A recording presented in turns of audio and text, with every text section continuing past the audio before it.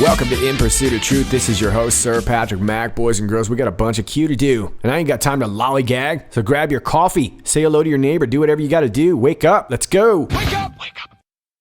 Run, rush, and put a little makeup. I discussed the fade away, the shake up. Why'd you leave the keys up on the table? You wanted to. Picking it up where we left off, 3678, 5 minutes after the hour of 12. We get a Twitter status. Q says, worth following. Senate testimony next. Hashtag facts matter. And it takes you to the Twitter status of Rudy, Kiki, and the Giulianis. In my next thread of tweets, I will be sharing some of the evidence I have garnered through hundreds of hours of research. Turn notifications on and stay tuned. Alrighty then. Well, as many of you already know, Rudy Jules just got back from a trip to Ukraine, and of course, Lindsey Graham wants to know all about it. This is from The Hill. Lindsey Graham is inviting Rudy Giuliani, President Trump's personal lawyer, to testify before the Senate Judiciary Committee about his recent trip to Ukraine. Graham, during an interview with CBS's Face the Nation, set to air on Sunday, said Giuliani could appear before his panel, but that it should remain separate from the looming Senate impeachment trial. And let's check up on that trial. Well, I don't know what he found, but if he wants to come, the Judiciary Committee, Rudy, if you want to come and tell us what you found, I'll be glad to talk to you. When it comes to impeachment, I want to base my decision on the record assembled in the House, Graham said. Giuliani, who has emerged as a central character in the House impeachment inquiry, recently traveled to Ukraine and met with a host of former and current officials as part of an effort to unearth more dirt on Trump's political rivals, including 2020 presidential candidate Joe Biden. Giuliani told the Washington Smokes that Trump has asked him to brief GOP senators and the Justice Department on his findings. A source told the Wall Street Journal that Giuliani told the president that his Ukraine trip produced more than you can imagine. Graham also added that he did not know what Giuliani has found or what he was up to when he was in the Ukraine, but that he was willing to use the Judiciary Committee to look into Hunter Biden and Ukraine. And that's pretty telling right there, right? We can look at what Rudy's got and Joe Biden, Hunter Biden, and anything else you want to look at after impeachment. But if Rudy wants to come to the Judiciary Committee and testify about what he found, he's welcome to do so. So he can do that anytime, but it looks like either way, they're going to be wanting to hear from Hunter Biden. So it looks like once again, it goes to show why winning the Senate was so important last time around. We didn't expect to win the House, but winning the Senate was definitely key for a multitude of reasons. Of course, we've seen a lot of appointments of new justices and judges across the nation, but we also knew that impeachment was likely going to be coming down the pike, and we knew that in order for that to happen, it was going to have to go through the House first, which was likely going to pass, and now it's probably going to get blocked in the Senate if it even gets that far. But even more importantly, if this goes to a trial, President Trump can call whomever they need. I imagine that Rudy Giuliani is going to play this as much as he really can. There's a lot of Democrats right now that think he's about to shoot himself in the foot. Clearly, they are not familiar with Rudy Giuliani's history. But either way, this looks like a way of allowing testimony. And of course, if President Trump's able to call whomever he needs, that could involve Joe Biden, that could involve Hunter Biden. But it looks like either way, that may be the case. There could be a subpoena at some point for that. But either way, if you want to get a follow over there at Rudy Jules' status, I'm sure it will be good entertainment. Let's move on for now. Post 3679, 20 minutes after the hour of 12, we get a YouTube link. And Q says 1150, wants us to watch from 1150. So let's do that.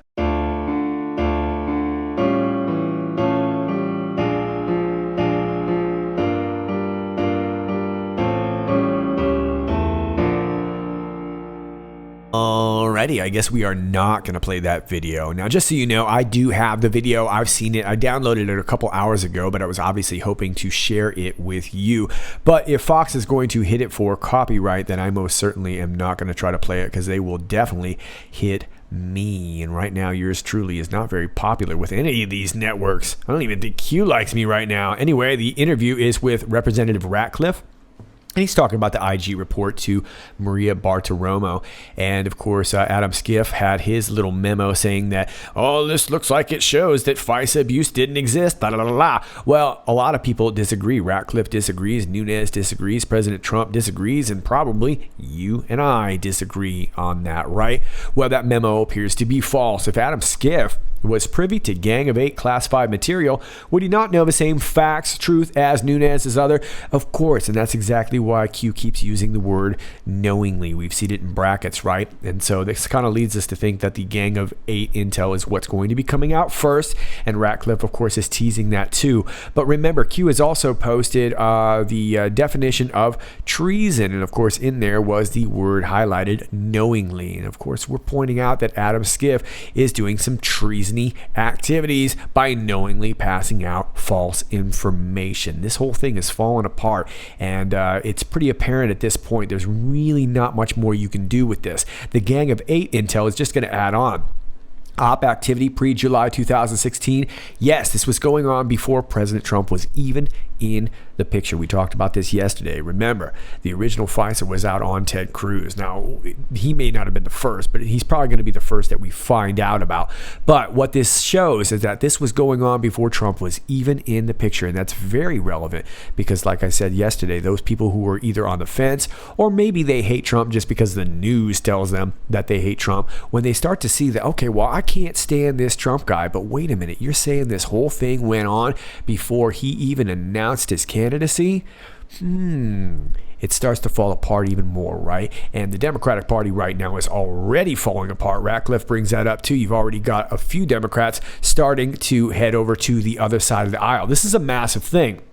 But where Q says worth watching from 11:50 to end, I think what they're pointing out is that he also hints at criminal prosecution. And I think that's a big deal too. And it looks like Adam Schiff is going to be on the butt end of that stick. Hashtag facts matter. Post 3680, 21 minutes after the hour of 12. It's about a minute later. It's the same post as 3679. The drop so nice, they did it twice. I don't see anything particularly unique to this post, so we are going to go ahead and move on. But if you do, you guys can let me know down below. Let's move on. Post 3681, 11 minutes after the hour of 1 and 17 seconds. I know, we get a Twitter status to Lady Red Wave, the Great Awakening.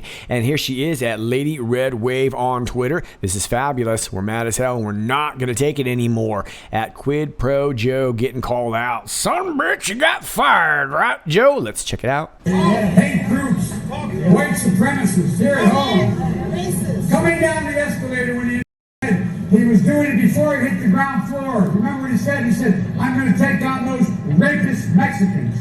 Then he tried, no, there's never been a president. That's a lie, Joe. Never been a president. That's a lie. Oh, it is a lie. Yeah. And it was your son in the Ukraine.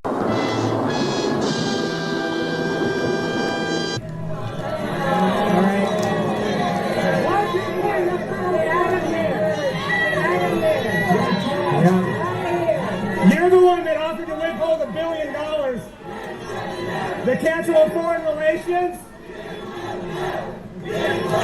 Son of a bitch, you got fired, right, Joe? Son of a bitch, you got fired, right? Remember that? Trump is innocent! Trump is innocent! Infowars.com! Infowars.com, Joe! You'll never be president! Your son is a crackhead. Your son is a crackhead, Joe. What do you think about that? Son of a bitch, you got fired, right? You're not giving $1 billion, right, Joe? There's your quid pro quo, Joe. There's your quid pro quo, brother. Thank you very much. Thank you very much. Thank you very much.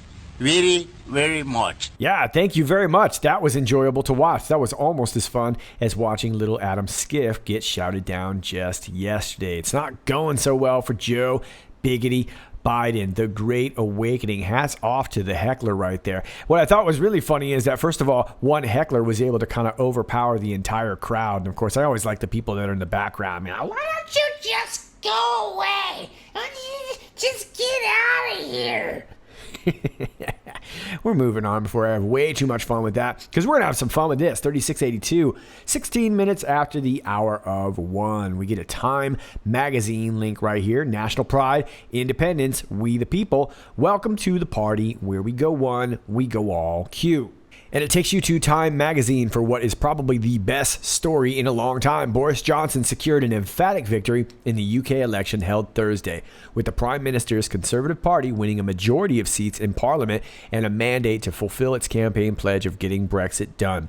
As of Friday morning, UK time, 649 of 650 seats had been declared, according to the BBC. The Conservatives held 364, well over the number needed to guarantee it will form a majority government. They see me rolling, they are hating, patrolling, they're trying to catch me riding dirty. Trying to catch me riding dirty, trying to catch me riding dirty. The results show the opposition Labour Party of Jeremy Corbyn capturing just 203 seats,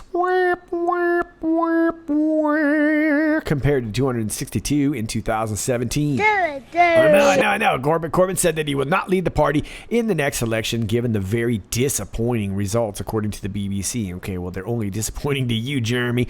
The results suggest the paralysis in British politics over Brexit is set to come to an end. It removes the parliamentary obstacles to Johnson delivering on his pledge to take Britain out of the European Union by January 31st or sooner, and entering the next stage of Brexit negotiations on trade, which would formalize the divorce. All right, well, this is outstanding news, and of course, it's really been fun to watch on Twitter.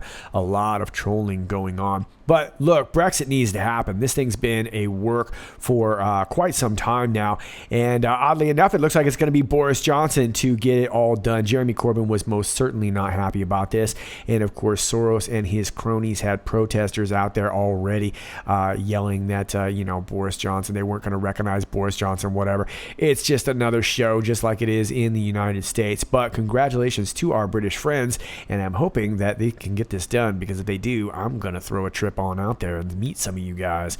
That's a deal. So congrats to our friends across the pond. This is a really, really big deal, and of course, we're starting to see this all over the world, but seeing it in the UK is fantastic, because this whole union thing was such a big experiment that they really wanted to see expand out throughout the entire world. So to see the people taking this back and really win in such a big fashion really shows the other Brits, the remainers, I guess, if you will, that they weren't as strong as they really thought. I think a lot of them got real cocky with that, thinking that they were going to go ahead and bring this back.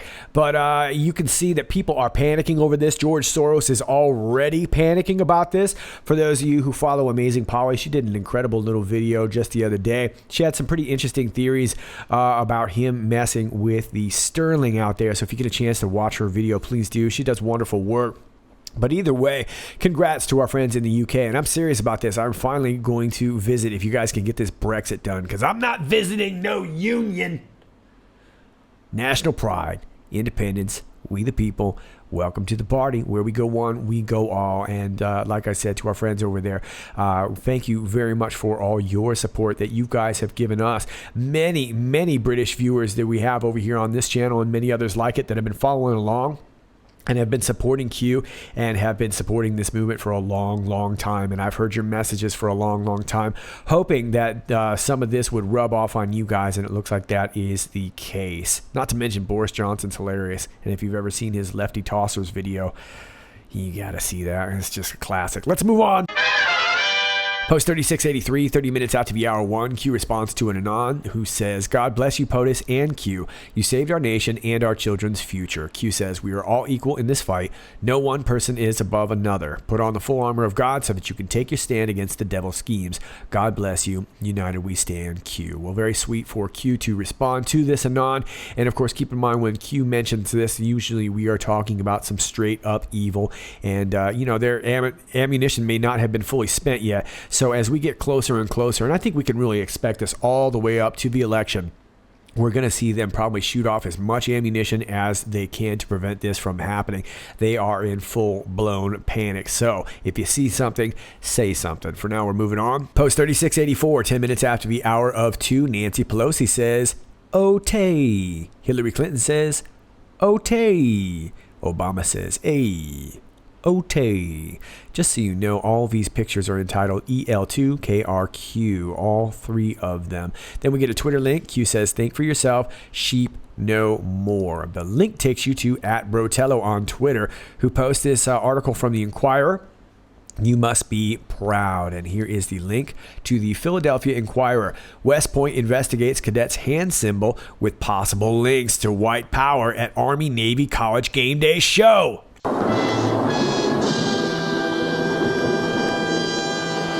Yikes, and we're not going to spend much time on this because this is a pretty bunk story right here, but it is pretty funny. West Point is investigating a hand gesture made by several cadets and midshipmen during an ESPN pregame broadcast at the Army-Navy game Saturday after clips of the signals went viral because of their association with white power. All right, well, this was a pretty fun game to watch. And of course, POTUS was there. He got himself a warm welcome. There was a really cool clip where one of the players, number 17, was right next to 45, which was a really, really cool shot there. But this ended up taking the cake with the media. There was a little shot there, and there's part of it right there. You can see the guy making the OK symbol right behind the announcer. And of course, people love to go flying off the handle saying that this is a white power symbol. And all I know is that I grew up playing this game. This game is, if you're not familiar with it, pretty much any game that involved getting punched or punching, I probably played as a kid. But the whole idea behind this game is to get your friend to look, whether it's have them search through drawers, or you can be creative however you want, but to get them to look. But the end result, the end punchline, is all they end up finding is this little hand symbol. And it's been kind of a long running game and meme, and it's pretty funny. And of course, once you catch them, then they would usually punch you. It's kind of a stupid kid game, but it is funny. And of course, a lot of people are trying to make it sound like a white power move, but of course, we've seen plenty of people from all kinds of races make this symbol, which is why I'm not giving it any more importance. But it is on the rise. I'm finding it everywhere. Oh, I love it. Do you? I do. Why don't you show everybody what you got? Gotcha. Jeez, Grandma, settle down. It's a family show. 3685, 10 minutes after the hour 3. Q posts this picture of the watch, and you remember this picture right here with the EO pen, the famous watch, and the notebook, and it's set to 129. Q says Anon's determined significance of 129 from December 2nd drop. Of course we did. We did a video on it. What was released precisely at 129? Well, we know the answer already. It was the OIG report, the tweet about the OIG report, and of course Durham's response to the IG report. And we get those answers right here in 3686, 12 minutes after the hour 3, where the Anons announce the IG report announcement, OIG, IG tweet Durham statement. Q says yes, yes, yes, and bingo. This is exactly why we are here, Q. And evidently we do it again in 3687, which looks to be another duplicate drop. Not really sure if there's a significance about these duplicate drops, but we got the same thing again, 3687 at 12 minutes after the hour 3. Post 3688, 17 minutes after the hour 3. I know. And it takes us to this Twitter status of Cat Namus. It looks like an anonymous posted this. Hashtag bombshell. Holy crap. And right on cue at 129, John Durham made a statement saying he disagrees with the findings of the IG report. Huge. Hashtag Q proof. And like we said, we talked about this the other day. All this came out at 129. And if you've been following QAnon for a while, we already know that when we see a watch like this or a picture of the watch like this, we can usually guess that somewhere within the date or the time or maybe these other little clocks, we may be able to find some significance in this. But we most certainly did, and it all came out on 129. Now this one is entitled D7, and this one is entitled A2, and this is a clip of Bill Barr talking about exactly what he thought. He was saying, hey man, I know there's a lot of people trying to throw Bill Barr in jail, and these things take time. And then they play a little gangster music, and he's like, what, West Wing? What was released precisely at 129? Well, we know.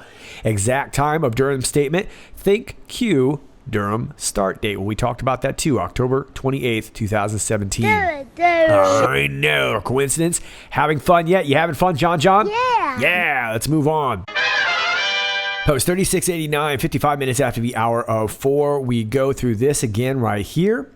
And an anon takes that image and says we have 3 things issued at 1:29, aka Q watch time. IG report, Durham rebuttal, Barr rebuttal. We have confirmation that there are no coincidences. So that means one of 3 things. Number 1, Horowitz, Durham, and Barr are all in communication with Q. Or number 2, Horowitz, Durham, and Barr were specifically directed by Q+, being the POTUS, to issue their reports, rebuttals at precisely 1:29 p.m. Why, POTUS? You'll find out. Just do it! Or number 3, some combination of the above. Q comes on and says timing is important. How many coincidences? Use of coincidences essential not to violate national security before mathematically impossible. FISA equals start. Yeah, so keep in mind that Q's not going to be able to just come on and say, hey guys, look, we're dropping the FISA on X date, right? That would be uncool to do. And of course, that would throw a lot of things off. What Q can do is leave all sorts of hints and clues and really coincidences. Remember, Q is always talking about coincidences.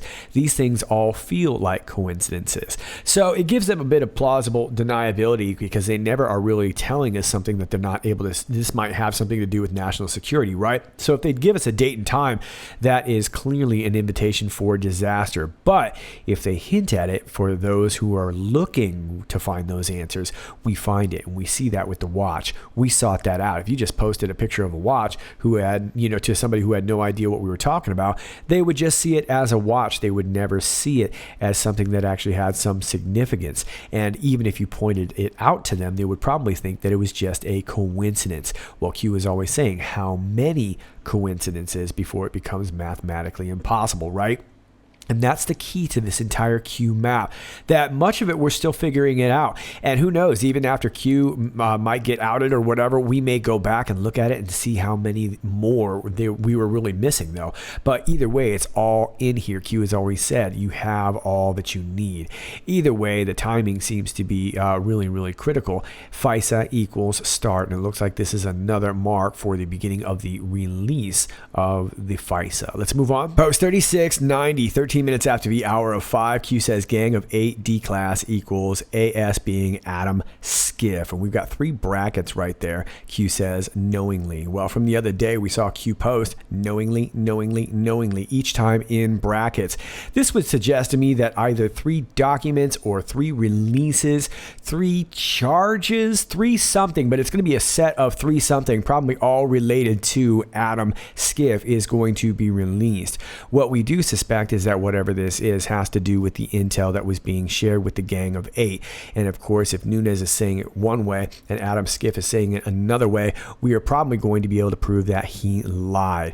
Now, what I'm wondering is if this will lead to Adam Skiff stepping down. Now, he may end up serving some charges and whatever, but just for the beginning right now, just keep in mind for optics, Adam Skiff stepping down is a very, very big deal. Now, for us, it's not enough. We want to see him arrested and dealt with like the traitor that Q and POTUS have suggested he is. Remember, POTUS has been calling him out as a traitor, and Q has mentioned a traitor's justice. But we do know that this has to do with something coming in 3s, and this will be dealing with Adam Schiff. But if he just simply steps down, and like I said, let's not worry about necessary prosecution. We're hoping that's going to come too. But his stepping down is going to be big for optics because he's the one who spearheaded this entire impeachment campaign to begin with. So that really, as impeachment has already fallen apart, there are still a lot of Trump haters that think this is still going to go through. And of course, this is just going to rob them of all their hope, just like we robbed Greta Thunberg of all her childhood and all her dreams, knowingly, knowingly, and knowingly. Let's move on. Post 3691, 15 minutes after the hour of 5, Q post at Snowden, and there is a period before that period, at Snowden, hashtag HomeComing 2020. So this is curious because Q's only got one more Q post. We are going to go through them since that's what we're doing today. I have a feeling this topic's going to come back up, at least with my experience covering Q. Sometimes Q will change the subject and then leave it right there, which leads me to think that I'm going to wake up and Q's going to go Kobe Bryant on me and drop 40 tomorrow and then I'm going to cry myself all the way through the morning. That's my own little personal story. Anyway, I have a feeling that Q's going to dump a whole bunch more. So is Snowden coming back? Now, I do want to memorize you of this from last year. This was December 12th of last year. Q was doing a Q&A.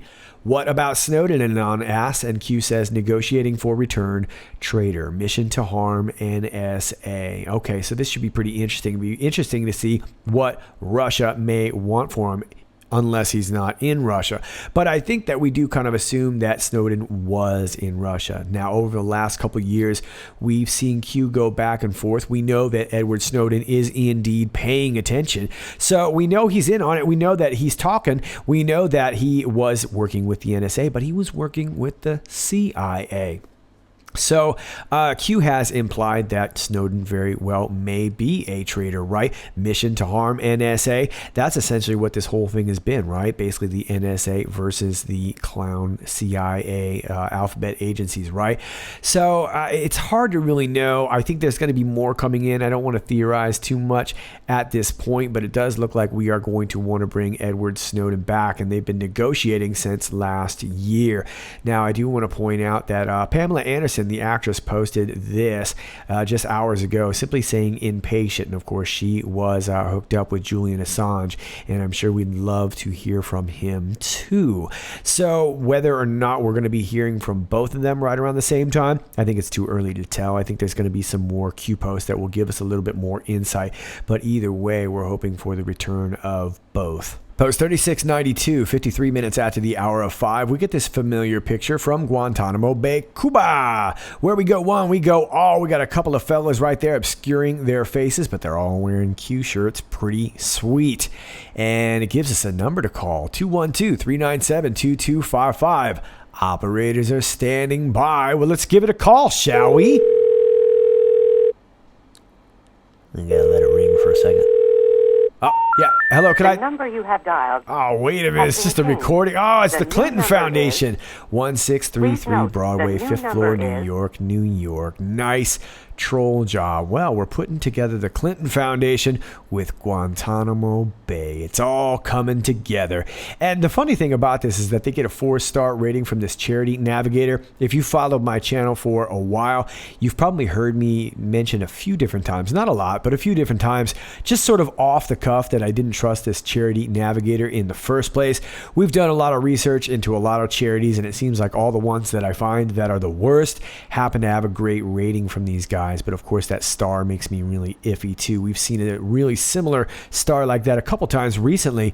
One time being on Epstein's Island, and another time recently, and again, I'm sorry, I'm doing this off the cuff here, but when White Island, the volcano busted up in New Zealand off of White Island, there was a helicopter tour that one of the news stations was kind of putting prominently in their picture. And I believe it was White Island Tours, helicopter tours out there in New Zealand, and they had this very same logo. I thought that was very suspect. I'm sorry, I don't have the picture to reference it at the moment. But anyway, we know how suspect this is, and I find it very interesting that they are once again putting the Clinton Foundation together with Guantanamo Bay. Now back to the picture. I blew this up as best I could. We've talked about this before. These things get exhausting for me because honestly we don't have a thorough answer here. But this guy is holding up a piece of paper here that says Q Research, and to me it looks like bread number 3472. There's some people thinking that it is 3672. It looks to me like there's a little cut in that 6, which suggests to me that it is a 4. But either way, I want to point out that I don't think they're talking about Q Post number 34 or 3672. They're talking about a bread, which is a sort of a thread on 8kun, but the date looks to be the 15th of June 2018. So I think that we're probably talking about something from there that this guy wanted to refer us to. Now keep in mind, this wasn't coming directly from Q, but this guy is turning us on to it. Now here is a post from June 15th that might be part of that bread. And this is post 1512, and we're talking about Barack Hussein in the membrane and his records Why are Hussein records sealed? Unusual. Why did 42 Hussein admin staff obtain FBI bypass? No background check. IT scandal. Awan. Access to classified emails. Summary. Security meeting. Notes. Briefing, etc. with no FBI background check or clearance. Purpose. Packy. Leak. Okay, so we're talking about Imran Awan. Are we talking about maybe some more information coming off of these laptops? But more importantly, I want to turn your attention to what Q said down below on this post. Note, Clinton Foundation, children drop in IG report. Important. Official doc statement. The beginning. Not all are awake. And we were just talking about how Q said FISA equals the start, right? And of course, this post is referring us to the Clinton Foundation. So I think that this might be a little bit more the key. You're welcome to disagree. Just do me a favor and show me something to show for it. But I think that that's what we're talking about. But either way, we do know that the Clinton Foundation was indeed wrapped up in some pretty sketchy stuff. And I suppose if they get caught, they might just get sent to Guantanamo Bay, where operators are standing by. And keep in mind, if you're in the Navy and you're an operator, you're likely a Navy SEAL. Just saying. All right, Patriots, those are your Q posts for now. As always, if you like this video, please click like, share, and subscribe. All my alternate links are down below in the video description. And if you have some information for me, please email me. Please do not DM me on social media, as I do not read them. And if you'd like to send something old school, my P.O. box is down below. And my Patreon is down below if you'd like to support the channel. All those links are down below in the video description. All right, kids, I'm going to get out of here. And until next time, stay funky.